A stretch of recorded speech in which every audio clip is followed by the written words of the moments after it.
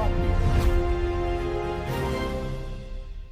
Safe food safe Maharashtra मोहिमेंतर्गत नाशिकमध्ये अन्न व औषध प्रशासनाने खाद्य व्यावसायिकांविरोधात जोरदार कारवाई सुरू केली आहे। गोपनीय माहितीच्या आधारे करण्यात आलेल्या तपासणीत स्वच्छता, अन्न सुरक्षा आणि अन्नपदार्थांच्या साठवणुकीचे नियम धाब्यावर बसवल्याचे समोर आले। त्यानंतर प्रशासनाने तब्बल 5 मिठाईच्या दुकानांचे अन्न परवाने तत्काळ निलंबित केले आहेत। पेठ रोड पंचवटी परिसरातील तौली फाटा येथील मनीमार्ट येथे तपासणी दरम्यान सोनपापडी, गुलाबजामुन आणि मिल्क बर्फीचा मोठा साठा आढळला। प्रशासनाने तब्बल 1236 किलो मिठाई जप्त केली असून या मालाची किंमत सुमारे 1,91,100 रुपये असल्याचे समोर आलंय। या कारवाईनंतर संबंधित मिठाई दुकानांचा अन्न परवाना निलंबित करण्यात आला।